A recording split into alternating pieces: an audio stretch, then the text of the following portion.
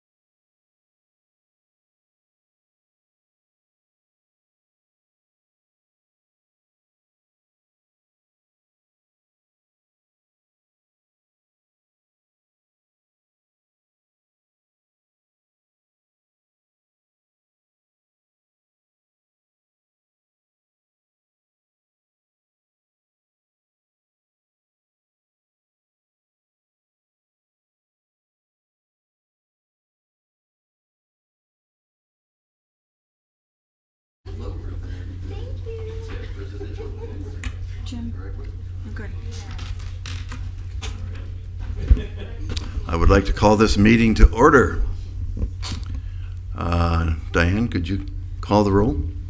Yes, could you say the name of the meeting and the date for me, please? Yes, this is the advisory board for the Historic Preservation Board, and the date is November 4th. October 4th. I'm getting ahead of myself. Thank you. October 4th. And we are starting at 6:09. Peter Dwyer, Present. John Miller, Here. Chris Cabez is absent, Kristen Finn, Here. Ivan Heredia, Here. John Brewer, Here. Jim Chard. Here. Now to discuss the agenda. Are there any changes to the agenda? Michelle? No changes. I move approval of the agenda as All written. right. Second. All in favor? Aye. Aye. Aye. Yeah. I take a roll. So you Peter jump in. Dwyer, Yes. John Miller, Yes. Chris Cabezas is absent, Kristen Finn, Yes. Ivan Heredia, Yes. John Brewer, Yes. Jim Chard. Yes. Next is to approve the minutes. We have minutes for August 2nd and September 6th. Would anybody like to make a motion? I make a motion to approve the minutes for August 6th, August 2nd, and September 6th. Second. Call Peter roll. Dwyer, Yes. John Miller, Yes. Chris Cabezas is absent, Kristen Finn, Yes. Ivan Heredia, Yes. John Brewer, Yes. Jim Chard. Yes.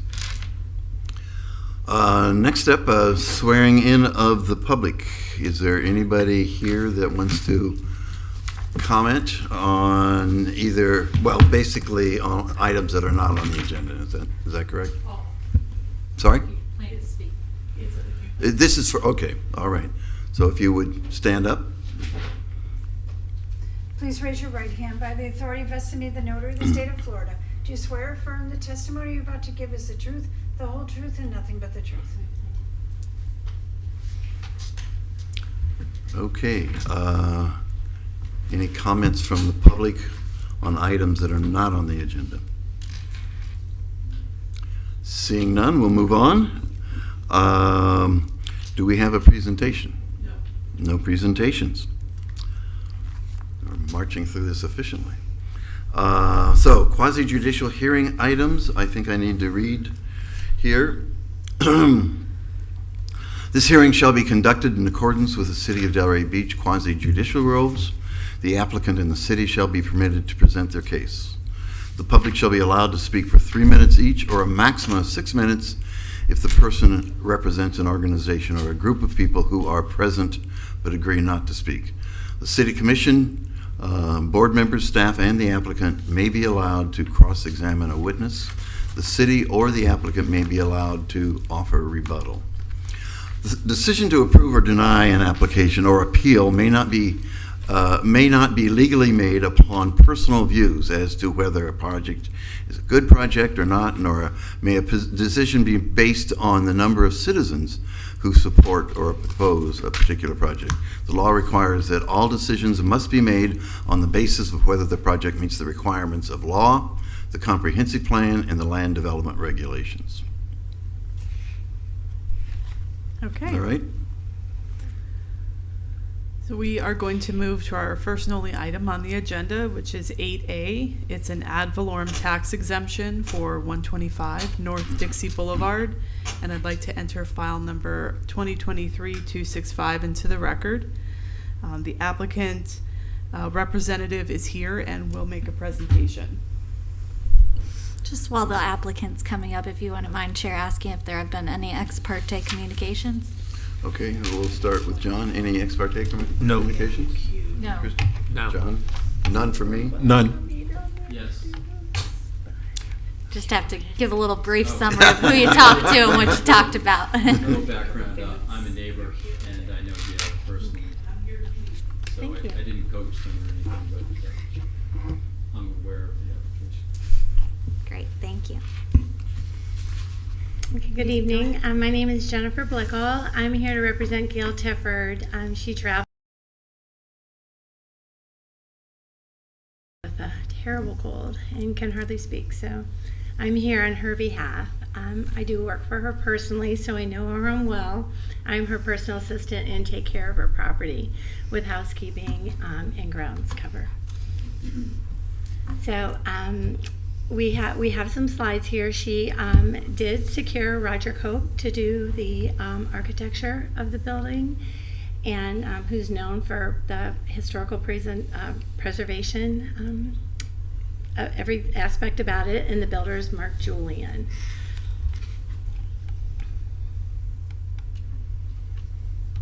not advancing. Michelle.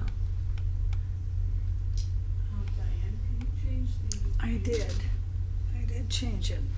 Change it, you see if it's on the TV, right? Yeah. It's coming on to Granicus. It's not coming on to me. I do have a hard copy in front of me if you want to pass that around. Is it on the iPad, Diane? The iPad shows the dais, but the screen up there shows Jennifer. Do you want to pause again and see if I can get IT? On that iPad, it's not a button you press? Yes, it shows the dais, and if I go to the presentation, there's the presentation, but it's not on the TV. And how do you normally change the cameras? Just here, this is the dais. Presentation. What is that? I don't know, I don't touch it. Shell's never forgot that's on it. No.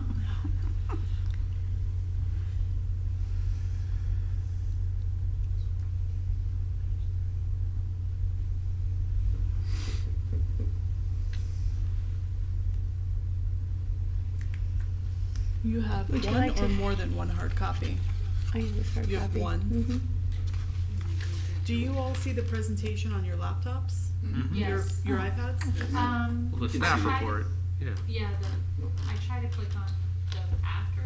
No, I mean what was on the screen. You don't No, see we it just on have there. exhibits. They're Okay. individual.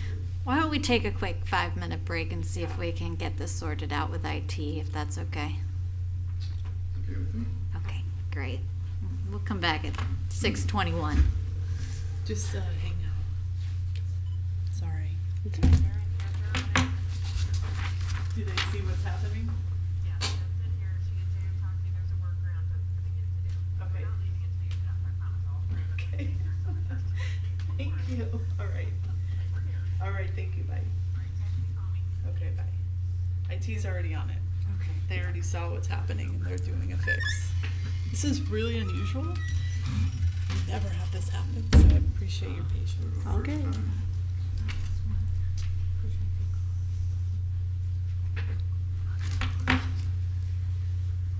So I have presentation. Okay. I don't know how they put it down. I mean,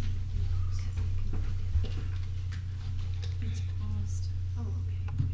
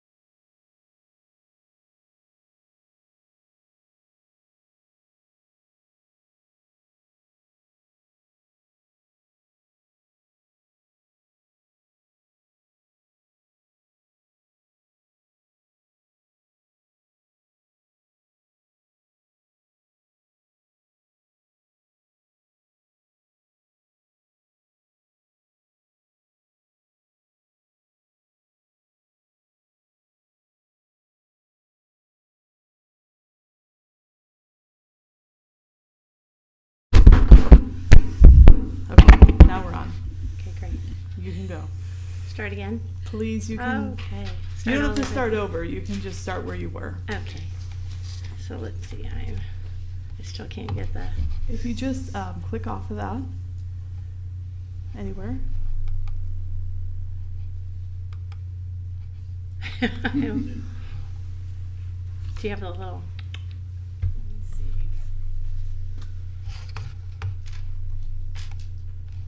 I would just use these. Okay. There we go. The address is 125 North Dixie Boulevard, which is in the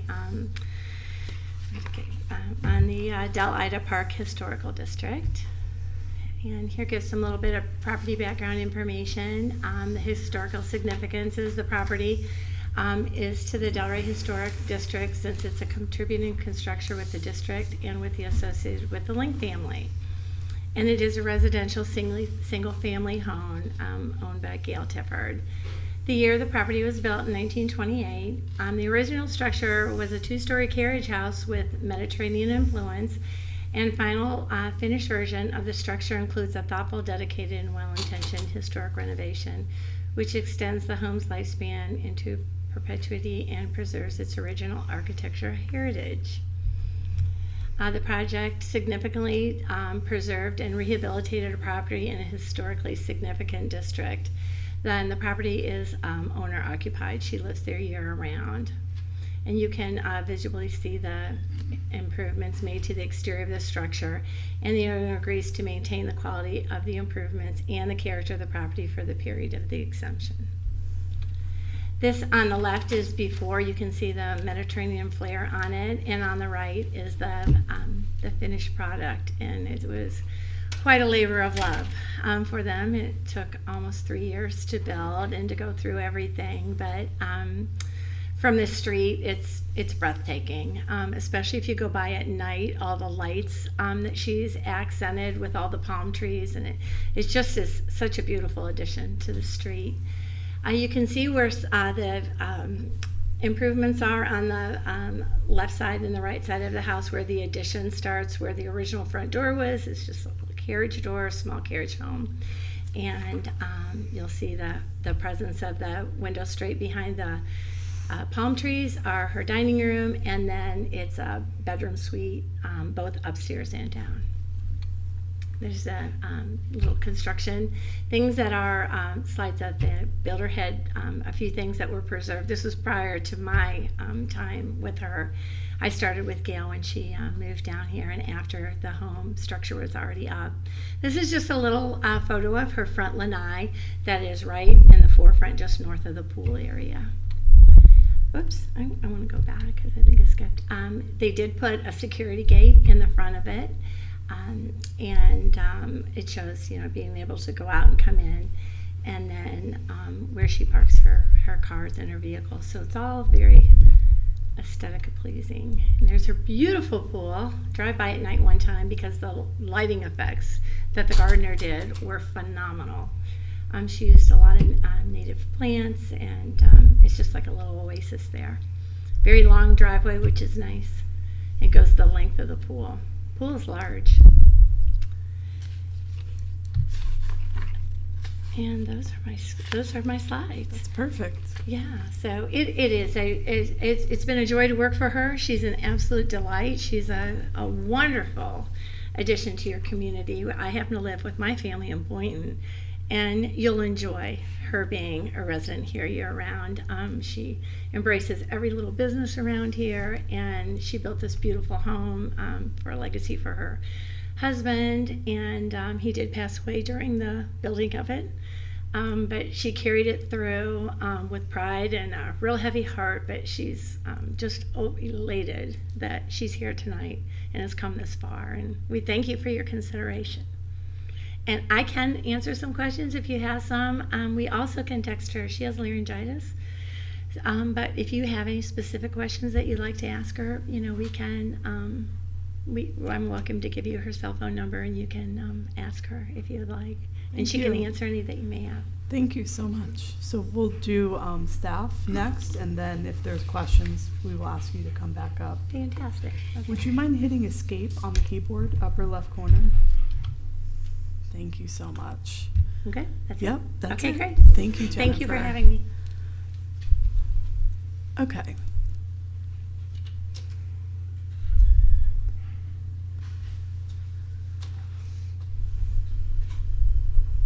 So 125 North Dixie Boulevard. A little background in history.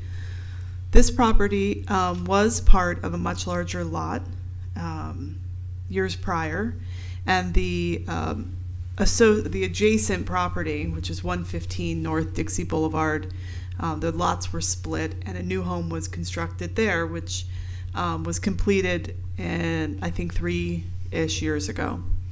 So we are on the north side of Dixie Boulevard, right in the heart of the Delida Park Historic District. There's a great history on this property, some background.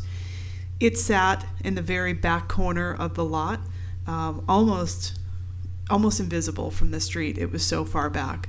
It's believed through some oral history discussions with some of our longtime residents in Delray Beach that this served as a carriage house where horse and buggy were stored here with an apartment for a caretaker above. So this is a before photograph of the building. I do want to read a little bit from the staff report just to get into the record. An ad valorem tax exemption that you all are making is a recommendation to the City Commission. The City Commission has final action. We then work with the Palm Beach County Board of County Commissioners so that it can go through their process and a BCC meeting. And then the tax appraiser comes out, appraises the property. So a little bit of history. This quarter-acre property was constructed in 1928. Like I said, it contained this small structure in the back corner. What's interesting about the Delida Park subdivision is it was the city's first platted subdivision, recorded in 1923. The important folks associated with this back then, and most notable for our local history, is Mr. Frederick Henry Link. He was a former craftsman who worked with Addison Meisner. He purchased several lots in the subdivision and worked as a general contractor. His daughter lived in several structures in the Delida Park Historic District, Miss Catherine Link Strong, who you'll see, I believe her photograph is here. She was Delray Beach's first woman mayor. So there's some great provenance with this property. And I think what was unique to this, with it being sited so far back in the corner, and much work and study went into it, was how do you add on to this structure without opposing the requirements of the Historic Preservation Code, which typically tells you don't build forward of the front wall plane. So there were some very specific treatments taken that the board considered and approved for this property. So a few more photographs over the years of the property. Once the board granted the original approval and the contractor went in to work on this property, it was near falling apart. We went and toured it, photographed it. So it really is a true labor of love by this homeowner. The investment that they made to structurally reinforce this building. There were sections of wall where there were no wood supports left, purely stucco on lath holding up the second floor. So here's a picture of the west side of the structure. You can see these classic Spanish style architectural features. Here's another. We aren't sure about the timing of what may have been window changes and things like that, but we did study it, and what was done on the structure would have been reminiscent of a Spanish style Mediterranean revival. So that was the survey, and I'm showing you here the approved survey for the property. What you see here, this is driveway, this pink color. This is the building structure right here with the pool out front. So if you look back, you can see in the blue, this is the original residence. So the addition was heavily focused off to the side so that the view shed would still honor that original structure and not obscure it. So we're just going to roll through some of the site plan documents. I realize that they can be hard to see at this scale on the screen, but the blue again represents the original, the red represents the new. What's in pink is hardscape or covered patio area. This is a view looking at what was the front on top and what became the front on the bottom. So again, this was highly unusual to see this type of addition so far forward of a structure. This is the west side. Before is on top, after is on the bottom. The original staircase that existed on that exterior, parts of it still exist. When historic preservation efforts are taken for new construction or additions to properties, some of the things that the board and staff look at is that additions could be removed in the future, which seems like an odd requirement for new construction or renovation. But that's if a future owner comes along and wants to change the property, that the original structure is not fully obscured. Again, here's the north or the east on top, original, and the after it was on the bottom. This is looking at it from the west. These are original and approved floor plans.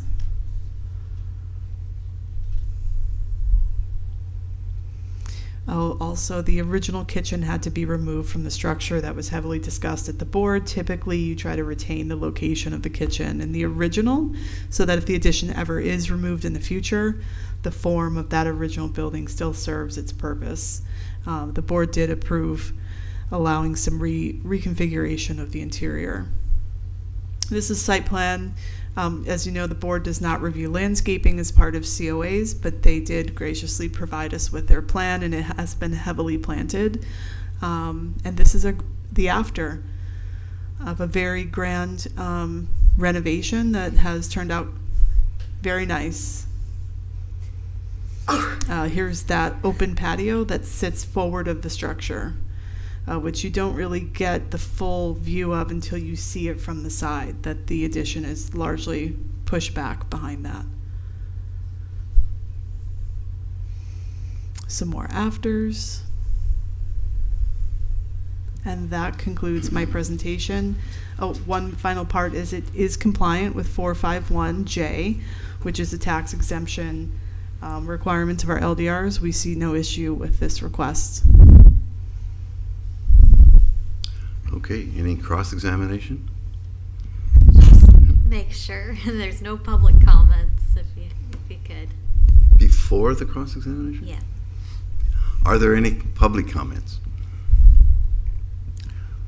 Seeing none, let's move forward then in terms of cross-examination or rebuttals.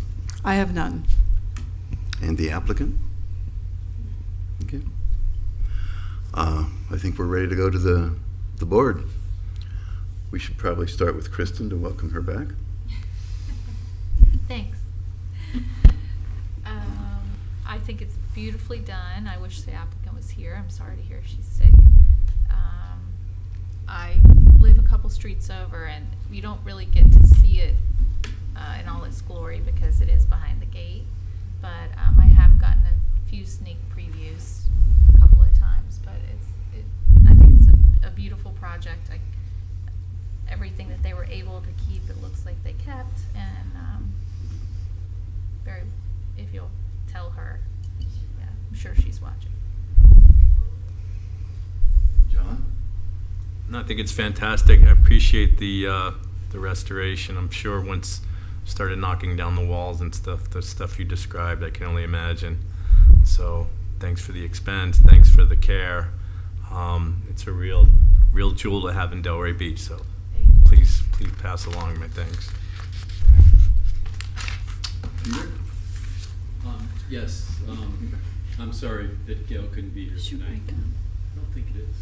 Press the button. Red light is- Okay, there we are. Great. I'm sorry that Gail couldn't be here tonight as well. I'm in the neighborhood. My wife and I have a home right down the street, so we've had a front row seat for this whole project from start to finish. Even have been in the house, it came out great. It's really a nice addition to the street. I've owned property on that street going back to 2005. So there have been big changes for the better over the years, and very pleased to see it continue. Thank you. Ivan? I ditto, right? What everybody said. It really came out fantastic. Thank you for that labor of love. I do want to learn a little bit about the ad valorem tax exemption and how it works. I have the page up with the numbers on the application. I don't know if we can go through that. Sure. Yeah, so let's see, give you I'm a- on page of the application 3, yeah. I'd be happy to give you a generalized view, or if you have specific questions. Just in general, how the numbers work and what value is attributed to the property? So I don't have all of that in front of me, but general, a 30,000 foot view of what the program is. And this is partly too for our board members who are new. So I don't mind taking a moment to go over that. When a resident property owner comes in and makes renovations to their property through additions to existing historic structures, so not brand new construction, a blank slate. When they come in and they go to the board, they have an approval that occurs. They request the board's approval for compliance with a set of standards that are in our LDRs. And at the end of the meeting tonight, we're going to talk about the training manuals that some of you have and others have gotten. There are a set of standards required for that review that involve visual compatibility of that improvement to the property. That also requires review of the Secretary of the Interior National Park Services guidelines for historic preservation and the City of Delray Beach's design guidelines. This is to ensure that any improvement, addition, renovation is done in a way that's harmonious and compatible with the existing historic structure. So the board and staff look at things like proportions of facades. We're looking at the intent. Does the front still read as the front elevation? We look at materials. Is an addition appropriately massed for the structure? So all of those things get reviewed, and the item comes before the board. And in the case of this one, the board made an approval to approve the renovation. The applicant then goes and does the renovation. Upon getting a certificate of occupancy from the building official, they file the application that you have in front of you. That is what we review, and it's a set of documents. We're looking at the before and after survey, before and after plans, before and after photographs, and they can also submit a table. Most don't do that. It's a valuation. So they tell us what is the value of that renovation, and they write it on their application. Some do an itemized table, which will go into, they'll be more detailed, telling us costs for concrete and drywall and finishes. All of that information gets reviewed, and we review it and ensure and inspect the property to ensure that the project was executed as approved. We worked very closely with this contractor, the homeowner, and the architect all the way along the way to make sure. There were some questions. We want to change this material for that material. So that inspection gets completed, the application's made, and then as you see in your staff report, there's several pages of bold text. Whenever we have bold in a staff report, it's a code citation. So we review all of these items. And this is really looking at the program, which is first mandated by the Florida statutes, that the city adopts as something that they can allow along with the county. And we review to make sure that the request is consistent with all that was done. If all the boxes are checked and it's complete, and this board, say tonight, approves this request, the next step, it goes on to the county. The county then does the same exact thing we're doing with the Board of County Commissioners. And then all of that is complete. The Palm Beach County property appraiser comes out. Anytime you do an addition that causes an increase to your ad valorem taxes, the appraiser's coming out and your taxes are going to go up, your property taxes. So any increase that's occurred as a result of this whole project, this process allows that to be abated for a 10-year period of time. So if the owner's taxes went up, say $5,000 a year as a result of this project, they don't pay that $5,000 a year increase for 10 years. That exemption is also transferable, so should the owner sell any time between now and the end of the 10 years, it goes to the new owner. If there's anything that's occurred between now and the 10 years that for some reason the property falls out of compliance, they do an illegal addition or something happens, this can be revoked. There's a process in the code to revoke a tax exemption. We've only had that one time in my experience, which was the Paul Rudolph took off an addition, a later addition, to renovate and do something else, and they were under tax exemption, so they had to go through that process to pay back that money. So I think that's the broad view. If you have something more specific that I've skipped over, please let me know. But again, this is a program that began at the state level to encourage historic preservation. It's seen as a very valuable incentive for property owners. Thank you. Sure. Good question. John? No, I'm fully in favor of it. I think it was executed very well. I remember driving down Dixie years ago and looking at this structure, and it's like, I don't know what could possibly be done there, but Roger came up with a good plan, and it was done well, and you know, I think it goes to say that you can do things in historic districts, you know, that maybe don't fit within the typical lines, but you know, if there's a good reason, a good plan, sure, if it makes sense. So I'm all in favor of it. I don't really have any comment. I think that the work is fantastic. I do have kind of a process question. It seems to me like there's a lot of overlap, and I'm just trying to understand between the COA process and the ad valorem tax abatement process. Is that correct? I wouldn't call it overlap for us, for staff review. The main thing for us is inspection. So going out, making sure the permit, the COA, were all executed correctly. This is more ministerial, Okay. this process. I would entertain a motion to approve.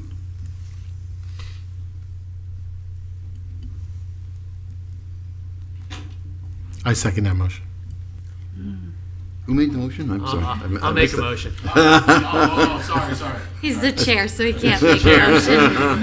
I would like to recommend approval to the City Commission of the Historic Property Ad Valorem Tax Exemption Application 2023-265 for improvements to the property at 125 North Dixie Boulevard, Delita Park Historic District, by finding that the request and approval thereof is consistent with the comprehensive plan and meets the criteria set forth in the land development regulations. I second that motion.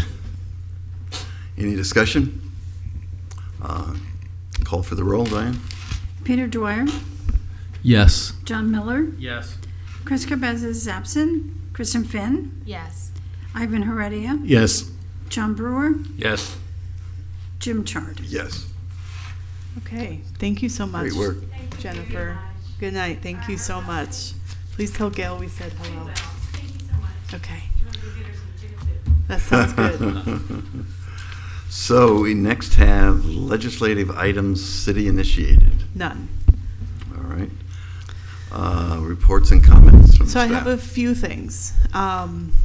First, I want to, as I've already personally welcomed Mr. Brewer and Mr. Dwyer to the board, you should have, along with Ivan, binders that were sitting at your station, your space there.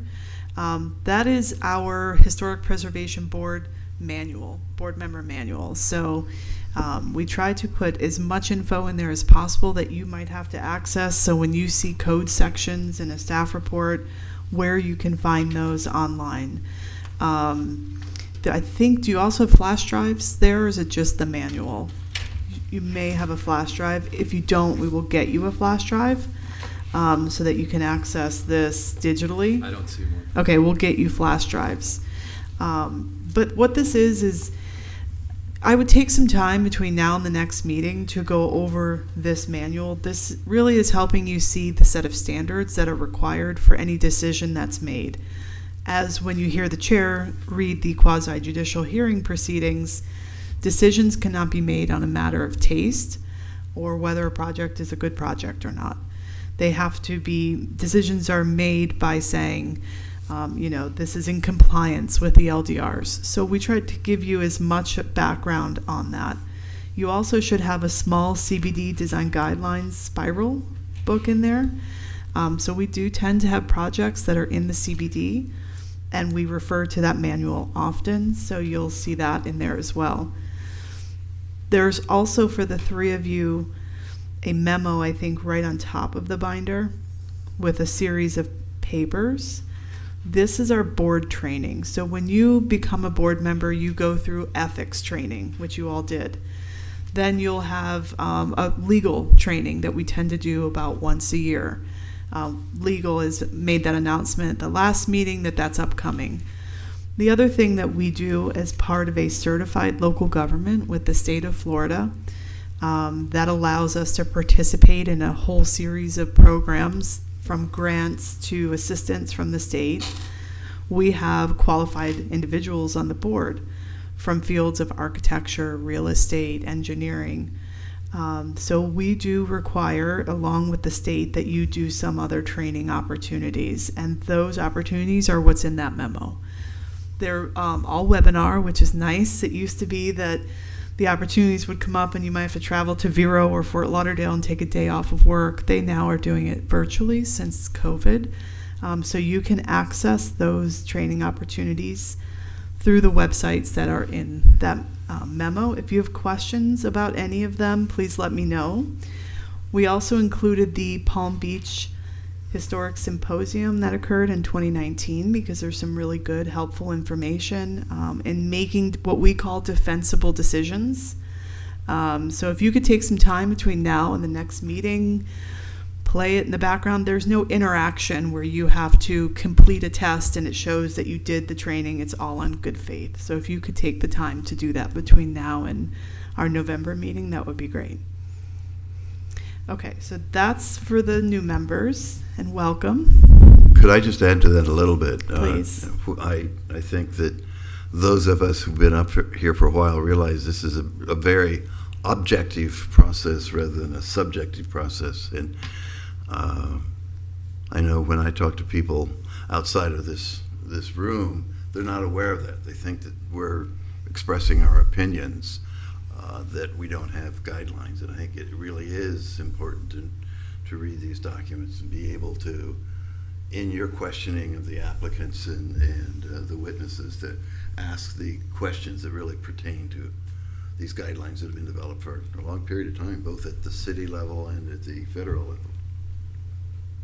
Thank you. And if anybody has questions as they're going through and you want to schedule an hour with me, we can 100% take that time and do some one-on-one discussion if you need help. I've done that for many of our board members in the past. Just let me know.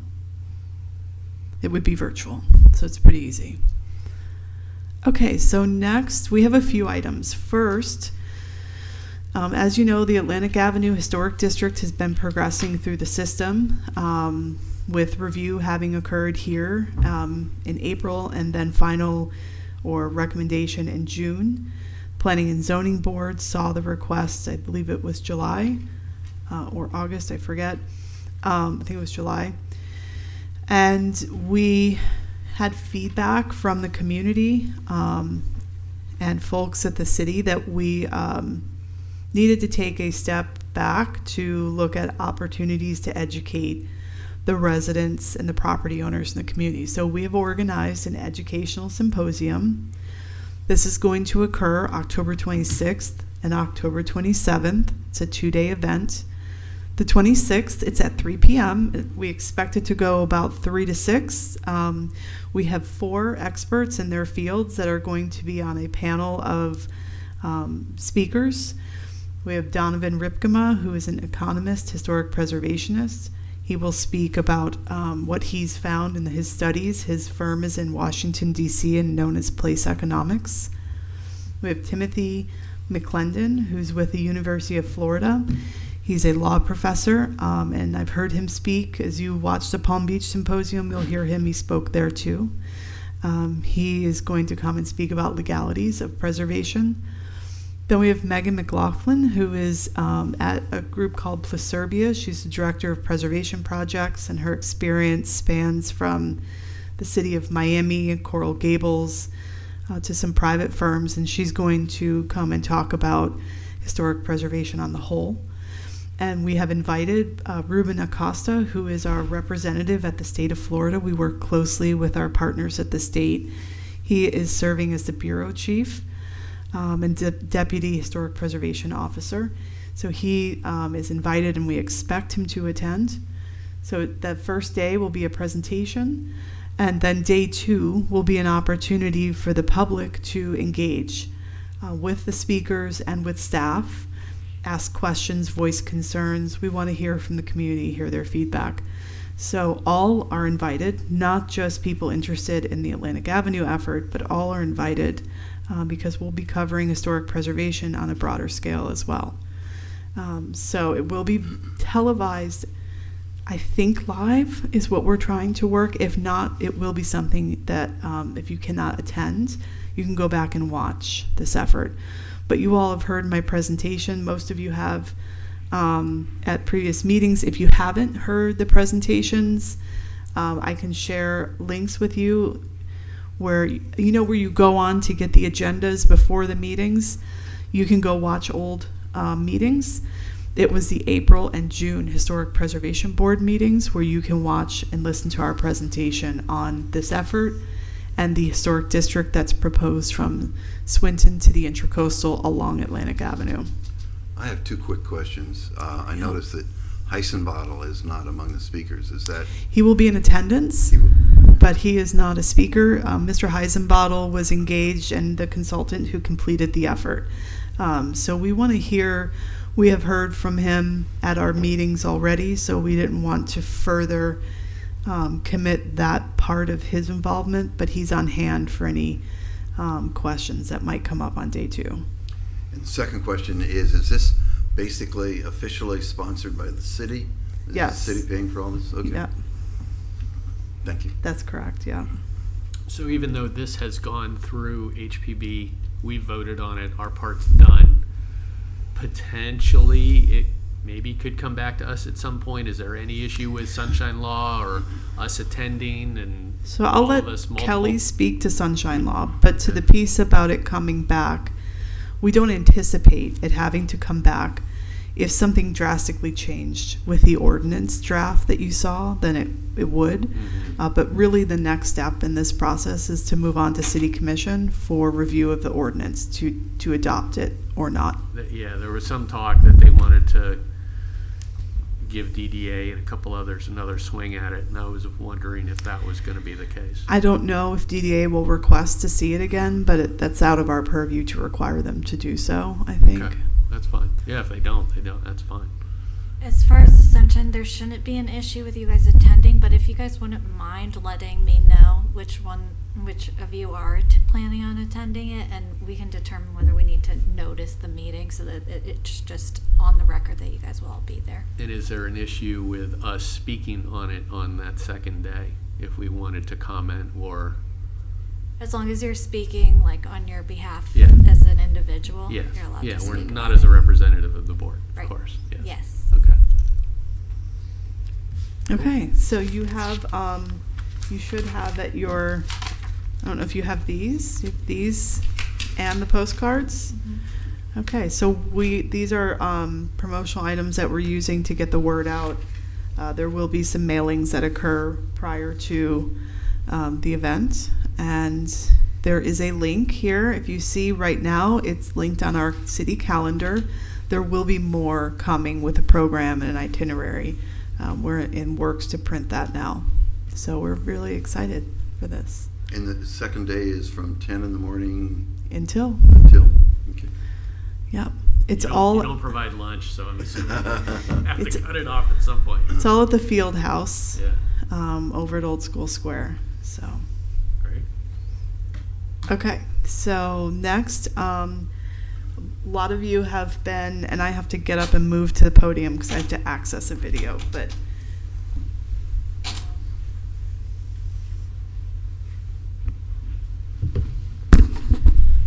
this is the Sunday Village project, which has been ongoing for a few years, and it's been under construction for almost a year here now. And every month we do a construction meeting with their construction team and the principals in their firm, and we ask for these time-lapse videos so we can provide updates to the board. And I'll play it twice because I know it starts quick. But this is the most recent time-lapse of the historic structures that were shifted around the site and moved back, and this is the beginning of digging the hole for the garage. This is the underground parking garage that's going in. The houses have all been moved into their permanent locations, which front directly on Swinton. And I feel like the last time I watched this, I was able to slow it. It's only 30 seconds, so I can play it one more time. Let's see. Speed. Did not mean to hit No, that. below that. Yeah, the mouse is sensitive. I'm guessing they edited out with a crane fell over. That was I don't know that was included. Sorry. For those who don't know, there was an accident that occurred on the site with one of the cranes toppling over, and there were some injuries, but I believe everybody was okay. This is a little slower. There was also a house that was pulled off of this site completely and moved down next to Sunday Inn on the block south, because this project, for some of you who don't know, it's a 4-block project. That's the one you saw, that middle one that just kind of, this one right here. So that we showed at a previous meeting, the video of that, and the move was literally a half a block to the south. So we've been out inspecting the property. After the homes were moved, we did an inspection. There were some minor comments that we had that the contractor's working on, just ensuring that they weather seal all the structures until they begin renovation of the individual houses. But our city engineer, myself, and several others within the city work with them through MOTs as they modify traffic because they have to close roads to bring in fill or bring in large materials or dirt or anything like that. So it's a project that we're not involved in. We're involved almost on the daily with this project. So that's the update. Anybody have any questions? What's their estimated time of completion? We don't know. Obviously they have their internal milestones that they want to hit, but we're not pressing for that. We try to do month by month with them. Once this block is complete, which is block 61, they'll be sliding over to the other side of the project. I don't want to talk too much about that because they're in process for renovation or a revision to those approved plans, which you all will be seeing here in the near future. But the remaining Sunday Inn, the Sunday House, and the other 2 blocks east, block 69, 70, those will be the next to go after this main block is built. So, anybody else have any questions on that one? Okay. So, Thank you for that, though. It's yeah, every so often. such a great project. It's really nice to have that time lapse and be able to share it. Just the public tends to ask, and so it's nice to be able to give that update. Okay, this is courtesy of Mr. Miller. John had done some research in his own records, his family records, and the Delray Beach Historical Society records, and when we've been studying and researching the golf course, which for those of you who may not have heard, is going to be moving forward with a research study document or resource survey to document the historic integrity of the golf course to see if there's an ability to designate it as historic. And so while we were going through that effort, John graciously shared this video with us.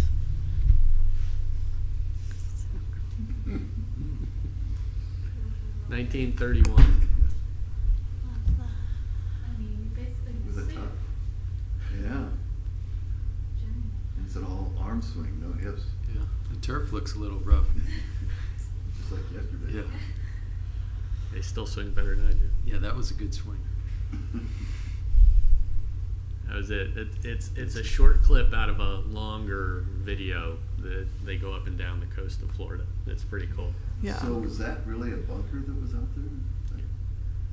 There's nothing like that now, I don't think. No idea. I don't even know who's in the video. We assume it's a friend of my grandfather or somebody like that. But the funny thing is, this was found on my mom's side of the family, which they're all New Englanders. So my local family, even though they lived here at the time, had nothing like this. It was my mom's side. I found it up in their shed over the summer in New Hampshire. Very cool. It's been sitting up Wow. there for 90 years. Wow. So, That's really amazing. and the film survived. That's what I was going to ask you. Out of film. I found 25 reels of film.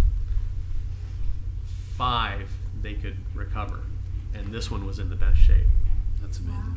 But it's pretty cool. So it has it goes down to Miami. It shows the Miami skyline. It shows the Venetian pool in Coral Gables. Oh, It has wow. a alligator farm and ostrich farm in Lantana. A lot of video of the Boca Resort. So it's pretty cool. You must have been excited to find all that. I was kid in the candy store. Yeah. My family up there, they had no idea what it was. They didn't care. They Well- said you can throw them away if you want. I'm like, I think it's lovely that you have all of that. it was So I fun. think we're in the middle of board comments. Is that? I think that's it for me. That's all I have. So yes, we're at board comments.